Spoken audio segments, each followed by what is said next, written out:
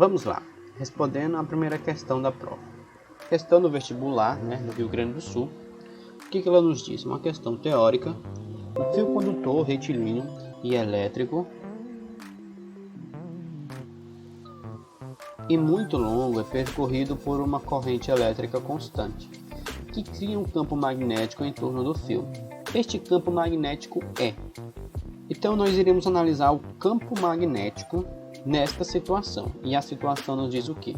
Que eu tenho um fio condutor retilíneo. Então já sei que ao analisar, eu terei que analisar a equação de campo magnético para um vetor, para um fio retilíneo, que nos diz que o vetor de indução magnética, a intensidade, é igual a constante magnética no vácuo vezes o valor da corrente elétrica dividido por 2π vezes o valor da distância associada ao ponto que nós queremos calcular este vetor de indução magnética. Então, ao analisar aqui, nós temos uma corrente elétrica constante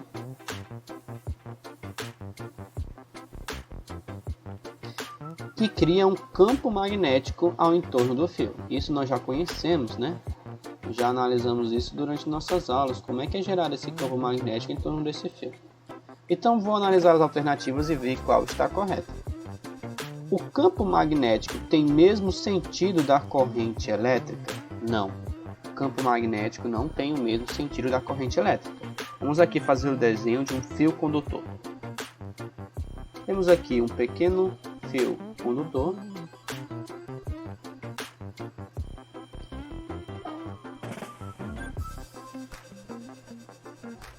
Onde, se nós tivermos aqui uma corrente elétrica para cima, o nosso vetor de indução magnética ele não vai estar no mesmo sentido da corrente elétrica. No caso, ele não vai estar para cima. Ele vai estar de qual forma? Ele vai estar rotacionando.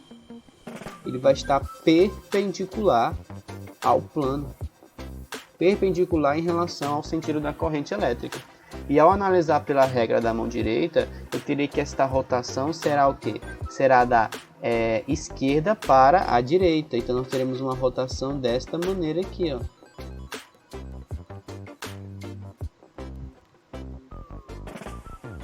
Ok? Então nós teremos uma rotação. Então já posso cancelar a letra A. O campo magnético ele não tem o mesmo sentido da corrente elétrica. B.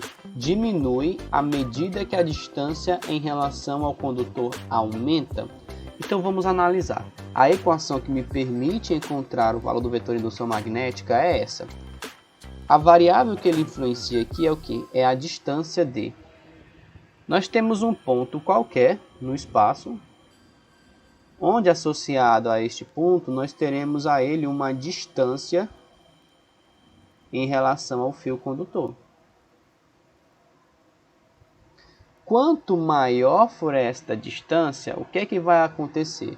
Vai acontecer que a distância vai influenciar no valor do meu vetor de indução magnética. Então, se eu tiver uma outra distância, eu vou aqui fazer um outro exemplo aqui, um outro ponto mais próximo, um ponto B, eu terei associado a ele uma outra distância, que chamaria de D1 e aqui chamaria de D2. Nós temos que D1 é maior do que D2. Só que ao associarmos a cada ponto desse aqui, ponto B e ponto P, nós teremos associado a ele também o vetor de indução magnética. Ao ponto D1, nós teremos o vetor de indução magnética B1 e à distância D2, nós teremos o vetor de indução magnética B2. Qual é a relação entre a distância e o vetor de indução magnética? Nós temos que ele é inversamente proporcional.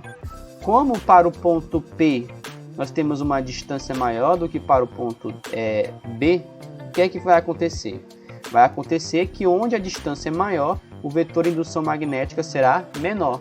Então, onde nós temos aqui, ó, B1 e B2, se D1 é maior do que D2, B2 vai ser maior do que B1, já que são duas grandezas inversamente proporcionais. Então, ao analisar a minha alternativa, nós temos o quê? Que esse campo magnético diminui à medida que a distância em relação ao condutor aumenta. Então, se eu aumento o valor da minha distância, eu vou diminuir o valor do meu vetor indução magnética.